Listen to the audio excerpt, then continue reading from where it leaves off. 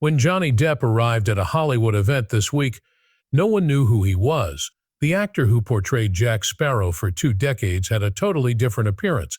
He had nearly lost half of his body weight, going from 230 pounds to 130, and it has nothing to do with exercise or a healthy diet. Insiders in Hollywood are speculating on what actually transpired over those months that went by.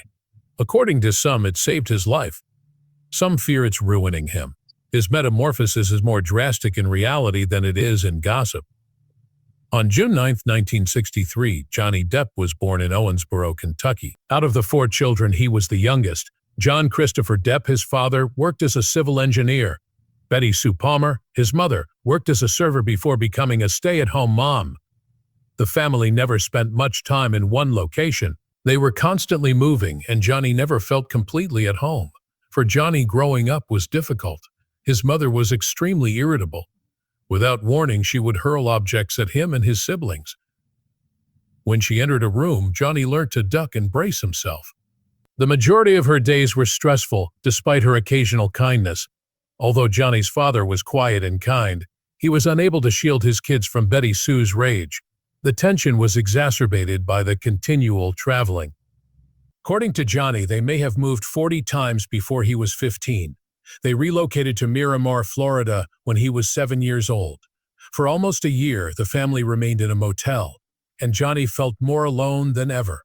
He found solace in music.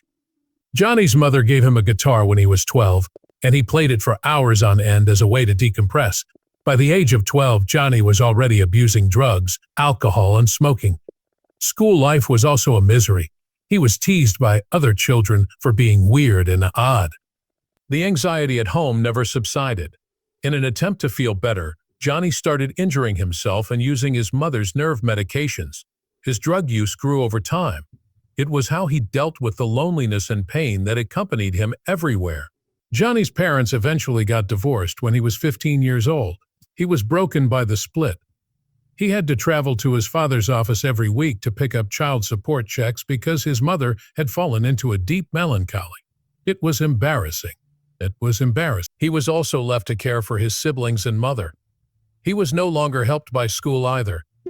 He made the decision to drop out of Miramar High School at the age of 16 in order to pursue his musical ambitions.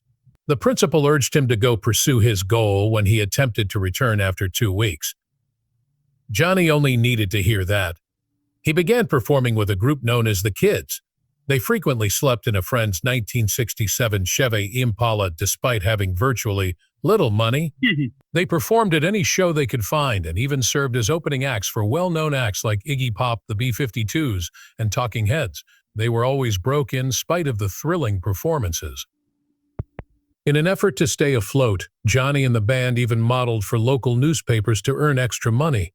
Johnny and the band departed Florida for Los Angeles in December 1983. They changed their name to Six Gun Method in the hopes of landing a record deal. There, life was even more difficult. The band lived in small apartments together, slept on floors, and in order to make ends meet, Johnny grabbed a job selling ballpoint pens. The music industry was difficult, and they were never signed to a record deal.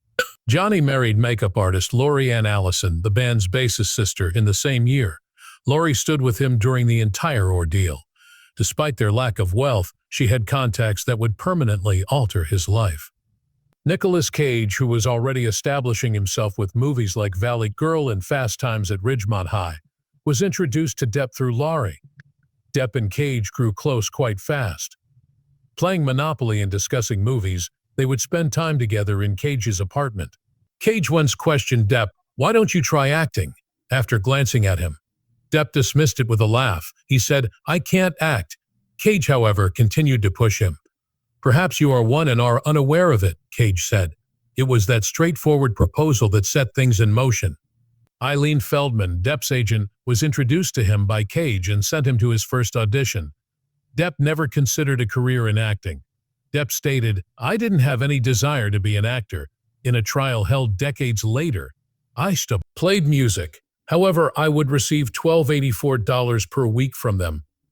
That level of money has never been seen by me. Depp attended the audition solely to encourage a buddy who was interested in the part. Depp was a first-time actor. At first, Craven showed no interest. Depp didn't appear like an actor, in his opinion. However, upon viewing Depp's headshot, Craven's adolescent daughter informed her father that he was ideal for Glenn. Taking a chance, Craven cast Depp in the role. The weekly salary of $1,284 was more than Depp had ever received. It was his very first movie. Despite having a meager $8 million budget, it became a horror classic and earned over $57 million worldwide. Depp became famous for his portrayal of Glenn, who was drawn into his bed before exploding into a bloody geyser. It was one of the hardest scenes to film and one of the most horrifying deaths in horror history. The crew constructed a spinning set to give the impression that blood was spraying up to the ceiling in order to shoot it. The scene was filled with 500 gallons of synthetic blood. Sparks flew when it hit the lights. The room became unmanageable. It was memorable, messy, and hazardous. Depp's career was irreversibly altered by that one scene. It was well received by audiences, and Hollywood began to take notice. It was more complicated in his private life. Despite getting married in December 1983, Depp and Lori Ann Allison were already divorced in 1985. Lori continued to support him throughout their brief 2-year separation. She had arranged his first audition and presented him to Nicolas Cage. Depp always admitted that she was the reason his career started. Depp wasn't certain that acting was for him even after Elm Street. He continued to play the guitar in the hopes of becoming a musician. He played small parts in Platoon and Private Resort as a supporting character in order to make ends meet. However, he was chosen to play Tom Hansen on 21 in 1987. He was a teenage idol all of a sudden while on Jump Street. He went from obscurity to overnight popularity because of the part, but it wasn't an easy journey. Jeff Yeager was initially chosen by the producers for the role, but they weren't happy with him after the pilot was filmed. They required somebody who could convince viewers that the role was real. Benchupil. They didn't initially choose Depp, and he wasn't certain he wanted to work in television.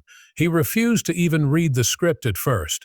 He was afraid of being locked into a long-term TV contract. Nevertheless, they persuaded him to take the pilot, and his presence was electrifying as soon as the cameras started rolling. The concept resonated with adolescent audiences, and the show portrayed undercover police officers entering high schools. Depp's visage was all over 21 Jump Street, which became Fox's first major hit almost immediately. Millions of people tuned in each week. He was featured prominently on magazine covers. A truckload of fan letters arrived. It happened quickly and was a dizzying sort of stardom. Behind the scenes, however, Depp was worn out. It was a demanding timetable. He was exhausted from working 15-hour days.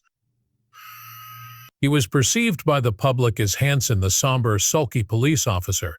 Depp, however, felt alienated from himself. It started to feel like a prison role.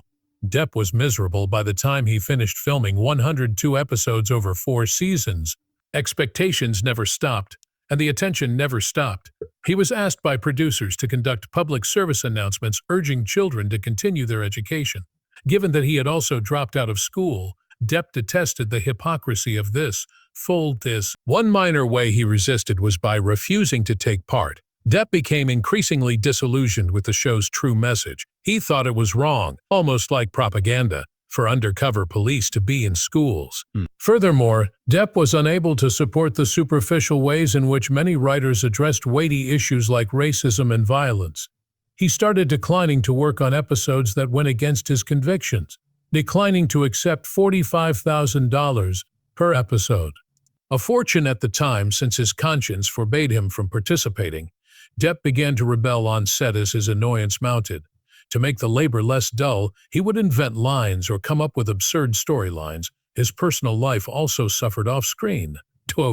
He felt more stuck than ever after his relationship with actress Sherilyn Fenn ended. He became vocal by the end of his deal. He declared in an interview with the Los Angeles Times that he would never again work in television. Never, he said. I prefer pumping gas.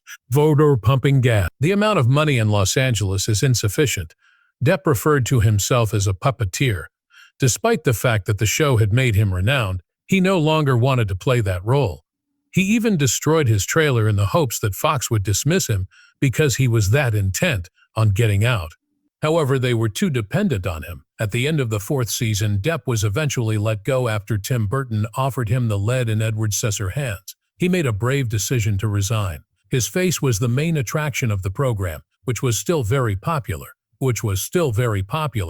Dangerous to walk away from that type of achievement, but Depp believed it was his only chance to save himself. It was also the correct thing to do. He was collaborating with renowned filmmakers like Tim Burton almost immediately. John Waters demonstrating to viewers that he was much more than just a teenage idol. In the meantime, 21 Jump Street continued for a fifth season without him, although it ended abruptly. The ratings plummeted. Soon after, the show was canceled, confirming what everyone already knew. It simply wasn't the same without Johnny Depp. Edward Scissorhands was more than simply a film when it was released on December 14, 1990. It was the beginning of one of Hollywood's most well-known collaborations. Tim Burton was in the prime of his career, having just created Batman in 1989. However, this new movie was unique. It was heartfelt, peculiar, and intimate. Burton and Johnny Depp, who was most renowned for the television show 21 Jump Street, clicked right away. According to Burton, Depp was similar to him in that he had grown up feeling alienated. Depp had had enough of being a teenage idol. What he wanted was the part of Edward Scissorhands. Edward had scissors for hands and was quiet and polite. For the role, Depp defeated well-known actors like Tom Hanks, Tom Cruise, and even Michael Jackson. According to Depp, the writing was exquisite. It was a lovely character. For Edward, the story held a profound personal significance. He was me. Edward Scissorhands was a sort of gloomy fairy tale that Burton wrote. His own suburban Burbank youth served as the inspiration for the narrative. Danny Elfman composed the eerie music, while Caroline Thompson authored the screenplay.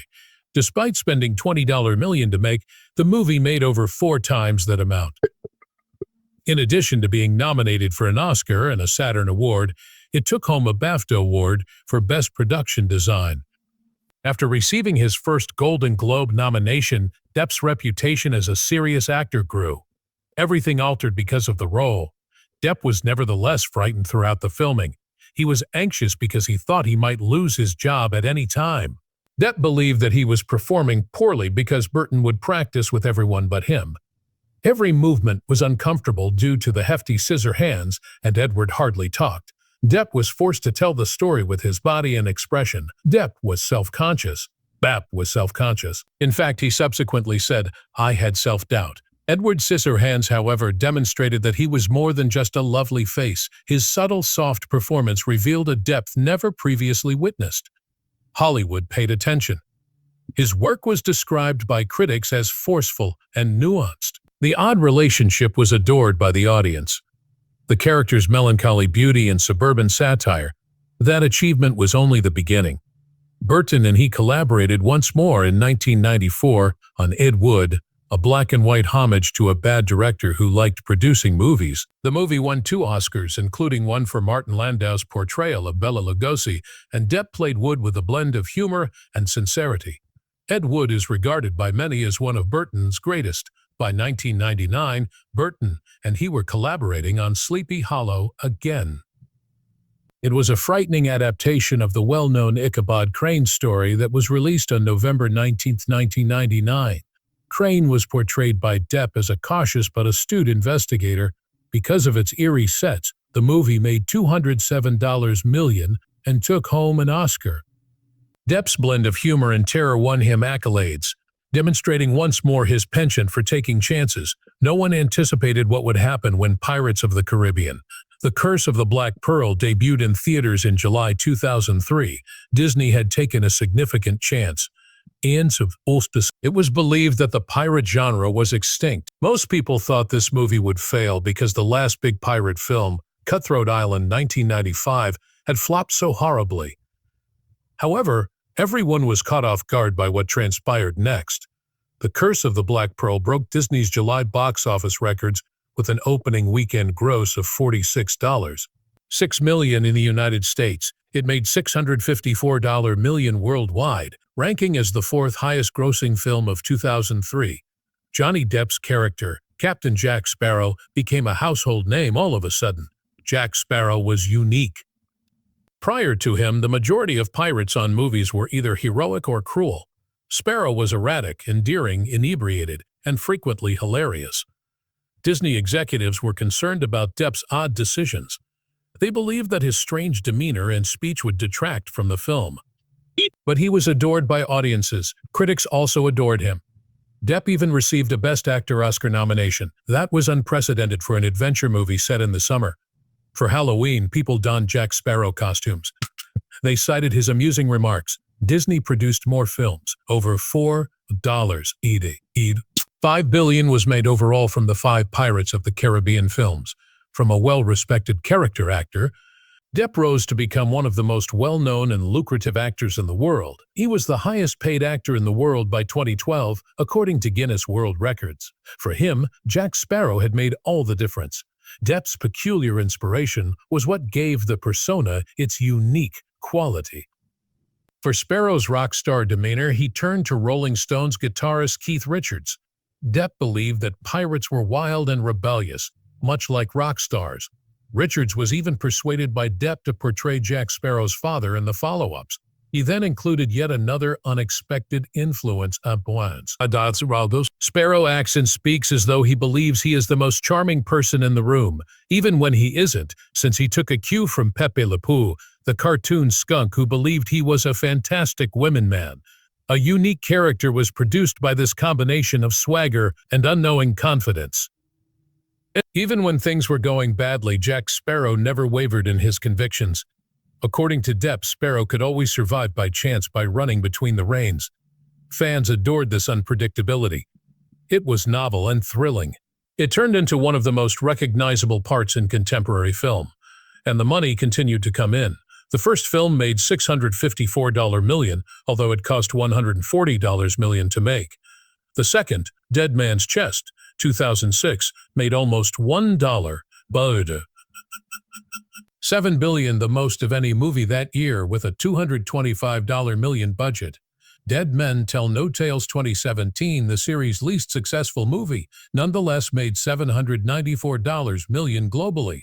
The production of all 5 films came to almost $1.27 billion in total.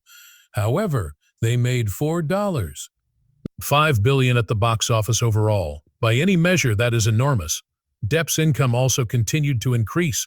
He earned $10 million on the first movie. He was earning $90 million a film by the 5th one. He made almost $265 million on all 5 films. Depp even made a joke about perhaps receiving too much money. Disney has made a lot of money from theme park rides, video games, and toys. Depp was collaborating with Tim Burton on both films at the same time. They already had a long-standing creative collaboration. They produced Charlie and the Chocolate Factory in 2005, which brought in $474 million globally. Depp's enigmatic and peculiar portrayal of Willy Wonka was well received by viewers. Then in 2010 came Alice in Wonderland. That one brought in more than $1 billion globally. Depp appeared on the high seas and in magical worlds all at once, and others continued to visit him. He also played additional important parts that brought him honors. He received an Oscar nomination in 2004 for his portrayal of the kind writer J.M. in Finding Neverland, Barry. He was then nominated for another Oscar in 2008 for his portrayal of the shady, vindictive hairdresser in Fleet Street's Demon Barber. Sweeney Todd was able to switch between serious dramas and enormous blockbusters in a way that very few actors can. By the conclusion of this time, Depp had accomplished something that was uncommon in Hollywood. He was producing highly profitable films and winning the admiration of critics. He received 3 Best Actor Oscar nominations between 2009 and 2010. 1 for Sweeney Todd, 1 for Jack Sparrow, and 1 for Barry. It was unexpected to see someone who was so popular at the box office also win an award. The relationship between Johnny Depp and Amber Heard was never straightforward. They started dating in late 2011 after meeting on the set of The Rum Diary in 2009. Depp, who was 22 years Heard's senior and was born on June 9, 1963. They were in different worlds, but they moved fast. After becoming engaged in January 2014, they were married in a modest civil ceremony at Depp's house in Los Angeles on February 3, 2015. They celebrated at Depp's own island in the Bahamas a few days later. Gourmet lunches, beach parties, and snorkeling were all appreciated by the guests. Everything appeared to be flawless on the surface. However, tension was already there behind the scenes. Depp and Vanessa Paradis, the mother of his two children, had recently broken up. Heard was an emerging talent. Others believed that they were making a big commitment too soon. Wait. Soon that tension was made public.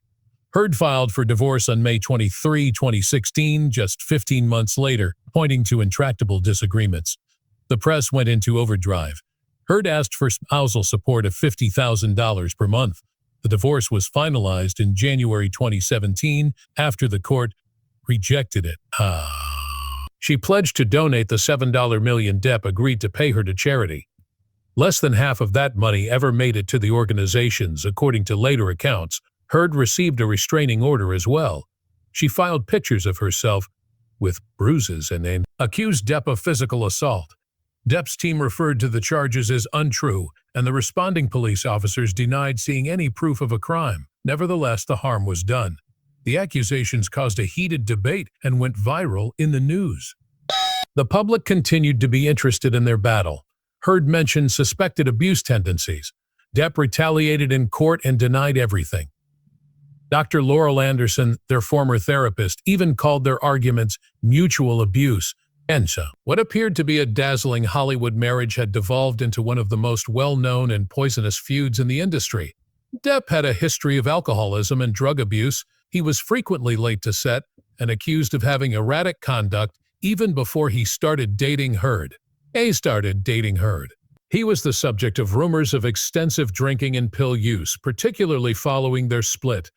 Acknowledged that he had battled with drugs like painkillers and benzodiazepines. His career suffered as studios became uneasy about his personal issues, and friends and colleagues characterized him as an unpredictable individual. Heard penned an opinion piece for The Washington Post by December 2018. Although she never gave Depp's name, everyone understood who she was referring to. She referred to herself as an abuse survivor and public figure. Depp almost immediately fell from grace in Hollywood.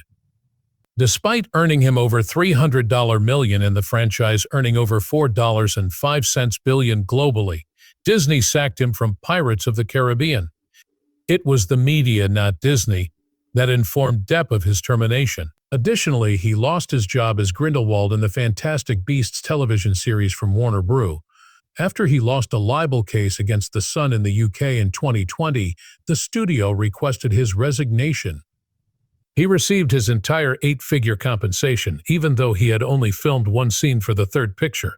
But money was not nearly as bad as the devastation. Depp was increasingly marginalized in Hollywood. In 2019, Depp retaliated. He filed a $50 million defamation lawsuit against Heard in the U.S., claiming his career was destroyed by her opinion piece. Heard counterclaimed for her own $100 million. One of the most viewed celebrity trials in history, the trial took place in April 2022. Every second, cameras aired and millions of people watched on social media. From intoxicated altercations to startling pictures, every aspect of their poisonous relationship was made public. Following 6 weeks of testimony, a jury found in favor of Depp on June 1, 2022. Heard was found to have lied. In addition to $5 million in punitive penalties, which were lowered to $350,000 under state law, they granted Depp $10 million in compensatory damages. In addition, Heard received $2 million for one of her allegations. Depp hailed his victory as evidence that he was being honest. Johnny Depp had a life-altering experience between 2023 and 2024 that no one could have predicted. He shed 100 pounds in a single year. His weight dropped from 230 to 130 pounds. Everyone who followed him was taken aback. However, this wasn't a fast diet. It was a completely different way of living. Depp concentrated on eating healthily and tidied up his meals. He consumed whole foods, such as fruits, vegetables, lean meat, and good fats. He also stopped eating junk food and processed sugar. Every day, he collaborated with chefs and nutritionists. That was just one aspect of their efforts to ensure that every meal kept him full and robust. Depp worked out daily as well. He performed yoga, strength training, and running. He felt strong again after the workouts. But it was how he took care of his mental health that really made a difference. Depp had endured public conflicts and years of stress. He discovered therapy and meditation during this time. He stayed grounded by talking to someone and setting aside time for himself. According to Depp, it saved his life. He gave everyone another surprise in 2024. Depp's style has changed for a new film called Day Drinker. He developed a full gray beard and colored his hair silver. He then put on cold blue contacts. Fans had to do a double take because the appearance was so varied. For years, even those who followed him believed they were staring at someone else.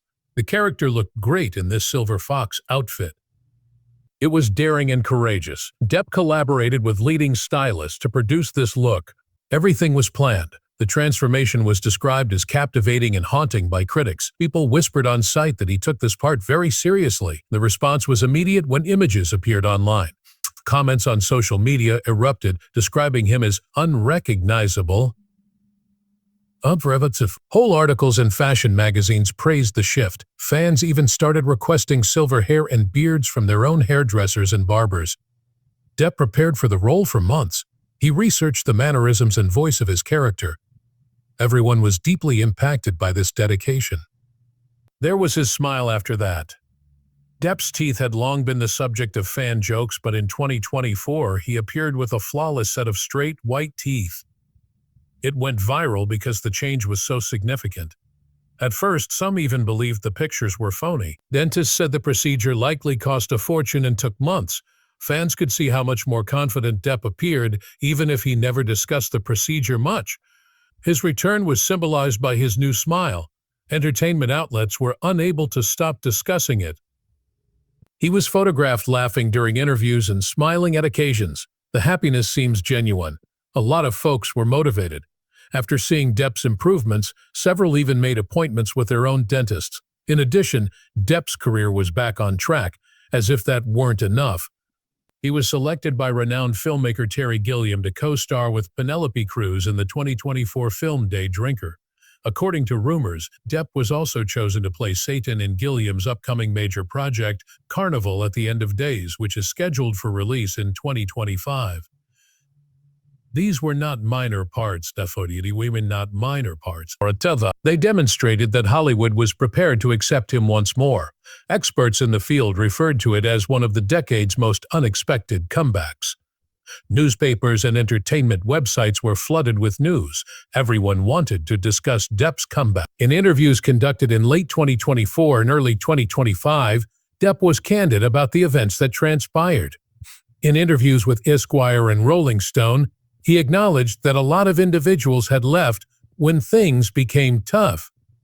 He told one reporter, "I've been surrounded by fake motherfuckers who abandoned me." He didn't hide his anger or sadness, but he also talked about the lessons he learned from the experience. He said that losing those people made him stronger and helped him focus on the few people who really cared.